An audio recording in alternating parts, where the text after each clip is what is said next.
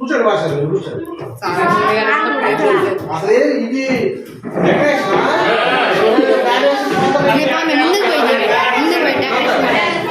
పోతే అమ్మ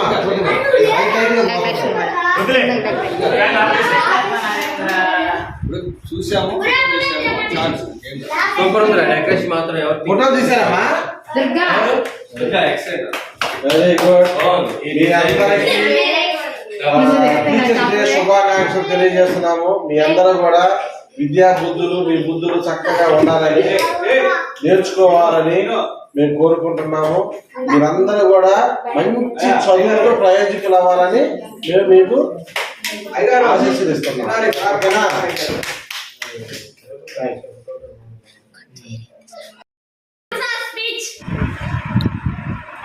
ముందుగా అందరికి చెప్పేస్తున్నాం సార్, నా కోర్టు ఉపాధ్యాయులు అందరికి కూడా ఉపాధ్యాయులు కూడా ఓకేనా. సరే, ఉపాధ్యాయుడు నేను నాకు చెప్పాను, అంతా చెప్పేసాను. ఉపాధ్యాయుడు అంటే తను ఆచరించుకుంటూ తను ఆచరించింది నలుగురికి పంచం, అది మంచి, నేను చెడుగా. అలాగే సార్ చెప్పారు, ఉపాధ్యాయులు ఎవరైనా సరే ప్రతి ఒక్కరు కూడా నిత్య విద్యార్థి. ఇప్పుడు పుట్టిన దగ్గర నుంచి చనిపోయే వరకు కూడా ఏదో ఒక విషయం నేర్చుకుంటూ మంచి ఉన్నస్థితి కావాలని, ఉన్నస్థితికి వచ్చి మళ్ళీ ఇలాగే విద్య చేసినప్పుడు మమ్మల్ని అందరినీ కావాలని తీర్చి సార్ చెప్పినట్టు స్కూల్ కూడా అన్ని వేసి సత్కరించాలి. ఈసారి సత్కరించాలి. సత్కరించిపోయే పర్లేదు, మీరు ఎక్కడికైనా సరే జోక్ టీచర్స్ డే రోజు సార్ ఫోన్ చేసి సార్ ఎలా ఉన్నారు సార్ అంటే సార్ నేను కొనిపోతాను మా ఫ్రెండ్స్ వాళ్ళు పెట్టుకున్నారు. అర్థమైందా? ఉపాధ్యాయుడికి సంపద, విలువైన సంపద ఇదే. చిన్న ఖర్చు చెప్తారు. ఏం లేదు, ఒక ఇద్దరు ఫ్రెండ్స్ ఉన్నారు. ఒక అతను టీచర్, ఇంకో అతనేమో సచివాలయం, అంటే మనకి సచివాలయ ఉద్యోగి, వేరే డిపార్ట్మెంట్ ఉద్యోగి. ఇతనేమో టీచర్ అని ఆయన లేనే, అతనేమో డబ్బులున్న వ్యక్తి. సరే, ఇద్దరు చిన్నప్పటి నుంచి ఫ్రెండ్స్ పెరిగారు, చదువుకున్నారు, కలిసి చదువుకున్నారు. పెద్ద తర్వాత ఇతను మీరే జాబ్ చేస్తాడు, అతను వేరే డిపార్ట్మెంట్లో జాబ్. కొంత వయసు వచ్చినారు, ఇద్దరికి మ్యారేజ్ చేశారు. సరే, టీచర్కి ఒక అమ్మాయికి చేశారు, అతను ఒక అమ్మాయి. ఈ ఇతను డబ్బులు ఉన్నవాడు, ప్లస్ అతను ఇన్కమ్ వస్తూ ఉంటుంది, పక్కన ఇన్కమ్ వస్తుండడం వల్ల అతను మంచి స్థితికి వెళ్ళాడు. కానీ ఈయన మాత్రం ఎట్లా ఉన్నాడు అట్లాగే ఉన్నాడు. అప్పుడు వీళ్ళ భార్య అడుగుతుందంట, మాస్టర్ టీచర్ వాళ్ళ భార్య, చూడండి మీ ఫ్రెండ్ ఎంత డెవలప్ అయ్యాడు, మంచి బట్ట కట్టుకున్నాడు, మంచి ఫుడ్ తింటున్నాడు, మరి మీరేం సంపాదించలేదండి అని రోజు. అంటే ఆమెకు కొన్ని కోరికలు ఉంటాయి కదా, పక్కన చూస్తే అరే వాళ్ళు మంచి చీర కట్టుకున్నారా, నేను కట్టుకోలేకపోతున్నాను, మా వాళ్ళ పిల్లలు మంచి స్కూల్ కట్టుకున్నారు, మన పిల్లలు చదవట్లేదురా అన్న ఫీలింగ్ ఉంటుంది. అది తప్పే కాదు. అలా రోజు ఆయన్ని అడుగుతూ ఉంది. అడుగుతుంటే పర్వాలేదు నవ్వు వదిలేస్తాడు. సరే, ఓ రోజు వాళ్ళ ఫ్రెండ్ రిటైర్మెంట్ ఫంక్షన్ వచ్చింది. ఆ రిటైర్మెంట్ ఫంక్షన్ పిలిచాడు అందరు ఫ్రెండ్స్, టీచర్ గారిని వాళ్ళ భార్య పిలిచాడు. ఆమె బాధపడుతుందన్నమాట. అదే ఫంక్షన్లో సూపర్ చేశాడంట, డబ్బున్నాడు కదా, బాగా ఖర్చు పెట్టాడు, పెద్ద పెద్దలు వచ్చారు, అతనికి సన్మానం చేస్తున్నారు. అన్నీ చూసేసరికి ఆమె మనసులో గిల్టీ వచ్చింది. అదే ఆలో ఉన్నాడు కదా, బాగా చూసుకున్నాడు. రేపు ఒకవేళ ఈయన రిటైర్మెంట్ ఫంక్షన్కి మేము ఎలా చేయాలి ఫంక్షన్ అని చాలా బాధపడిపోతుందంట. ఆ రోజు రాని వచ్చింది, టీచర్ గారు రిటైర్ అవుతున్నారు, ఈరోజు లాస్ట్ డే అయింది స్కూల్లో. చెప్పని కలవకుంటే బాగుండు, నేను చాలా తక్కువ చేసుకుంటున్నాను ఫంక్షన్ అని ఫీలింగ్లో ఉన్నాను. సరే ఫంక్షన్ ఆ రోజు వచ్చింది, సార్ స్కూల్కి వెళ్ళాడు, యాజ్ యూజువల్ క్లాస్ చెప్పేసుకున్నాడు.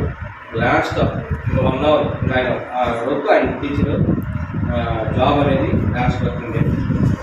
సరే పిల్లలందరూ కలిపి నేను వద్దన్నారు, పిల్లలందరికీ సన్మానం పెట్టేస్తాను. చూస్తాను చిన్న ప్లేస్ అది స్కూల్లో, కానీ అనుకుంటుంది భార్య పక్కన కూర్చొని భార్య అనుకుంటుంది, వాళ్ళు వస్తున్నారు, మా ఫ్రెండ్స్ వచ్చారు, అందరూ వస్తున్నారు, ఇంతమంది వస్తున్నారు, మేమేం చేయట్లేదు ఇక్కడ, ఏముంది అనుకుంటున్నారన్నమాట. సడన్గా ఒక కారు వచ్చి ఆగింది. కారు నుంచి డిస్ట్రిక్ట్ కలెక్టర్ గారు దిగారు. ఇంకోసేపు అయింది, ఇంకో కారు వచ్చింది, దానిలో హైకోర్టు జడ్జి గారు, ప్రధాన జడ్జి ఉంటారు, ఆయన దిగారు. ఇలా చాలా మంది జాబ్ హోల్డర్స్ వస్తున్నారు. ఈమె టెన్షన్ వచ్చేస్తుంది వారికి, ఏంటి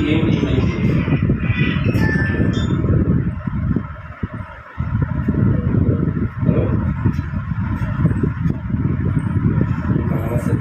ఉన్నారా? హలో చెప్పండి. ఈ ఫంక్షన్ మొదలైంది, ఇద్దరు వస్తున్నారు, నేను టెన్షన్ పడిపోతుంది, ఏముంది ఇక్కడ, ఏం లేదు, వస్తున్నారు, ఏం చేయలేదు. సరే ఆ వచ్చిన జడ్జి, ఎస్పీ ప్లస్ కలెక్టర్ అందరూ కూడా మాస్టర్ని ఆయన తీసుకొచ్చి కూర్చోబెట్టి ఆయన పాదాభినక్షం చేస్తారు కదా, కాళ్ళకి దండం పెట్టుకున్నారు. అందరూ ఆశ్చర్యపోయారు.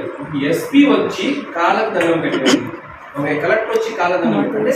చూడండి, మరి ఒక ఉపాధ్యాయుడికి ఇంతకంటే గొప్ప సంపదే కావాలి. ఇక అంత ఫంక్షన్ జరుగుతుంది, అందరూ సార్ గురించి గొప్ప చెబుతున్నారు. అందరూ ఈ లోపల చుట్టుపక్కల విలేజెస్ ఉన్నారు, వాళ్ళు కూడా వచ్చేస్తారు సార్ ఫంక్షన్ అని చెప్పేసి. అందరూ వచ్చి మాట్లాడుతున్నారు, అందరూ చెప్తున్నారు, దాని గురించి గొప్పగా చెప్పారు. అంతా అయిపోయింది. చివరి వాళ్ళు ఫ్రెండ్ వచ్చి ఒక మాట అన్నారు. ఇంతమంది పెద్ద వాళ్ళు వచ్చి సార్కి దండం పెట్టి, అంటే ఆ ఫ్రెండ్కి దండం పెట్టి సార్ అని గౌరవిస్తున్నారు. అలాంటి సార్ని ఒరే అని పిలవగలే ఒకే ఒక వ్యక్తి నేను. అర్థమైంది ఫ్రెండ్స్ కదా, చూడండి, ఒరే అని పిలవగలంత స్వేచ్ఛన ఫ్రెండ్ నాకు. వీడికి ఇంతకంటే సంపద ఏం కావాలి? ఇంత సంపద ఎవరు సంపాదించుకోలేరు ప్రపంచంలో. అయితే అప్పుడు వాళ్ళు ఆవిడ అనుకుందామా, అందరు మౌత్ తీసుకొని ఇలా డ్రాప్ చేశారు. అప్పుడు మిస్సెస్ కూర్చుని అన్నాను, నన్ను క్షమించండి, నేను మీరు ఏం సంపాదించలేదు అనుకున్నాను, కానీ ఇంత సంపాదించిన సంగతి నాకు ఇప్పుడే తెలుస్తుందండి. ఇది ఎప్పుడే ఇంపార్టెంట్. ఒక టీచర్కి ఎంత భాగ్యం ఉంది. టీచర్కి ఏ జాబ్ ఓనర్స్ అంత భాగ్యం ఉంది. జాబ్ ఓనర్స్ ఎవరైనా సరే వెళ్తారు, సన్మానం చేసుకుంటారు, అంతా ఇప్పుడు చేస్తారు. కానీ టీచర్కి మాత్రమే ఏ రోజు గుర్తున్నా గుర్తుపోయినా సత్యమైన గుర్తొస్తారు. కంపల్సరీ ఏదో సిచ్యువేషన్ మాట్లాడాలి, సార్ బాగుంటుంది. ఏదో డిపార్ట్మెంట్ ఫోన్ చేసి చెప్తారు, అట్లాగా చెప్పలేదు. ఒక డాక్టర్ని తయారు చేయాలి, ఒక లాయర్ని తయారు చేయాలి, ఒక పెద్ద ఆఫీస్ ఎవరైనా సరే ఎవరైనా తయారు చేస్తారు, టీచర్ వల్ల.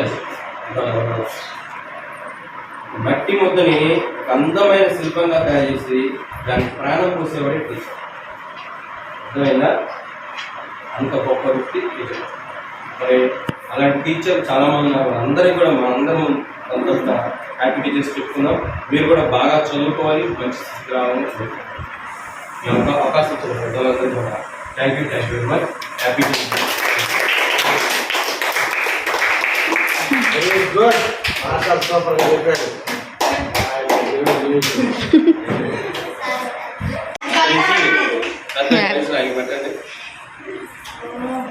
వయసులో పెద్ద పెట్టండి, తర్వాత పెద్ద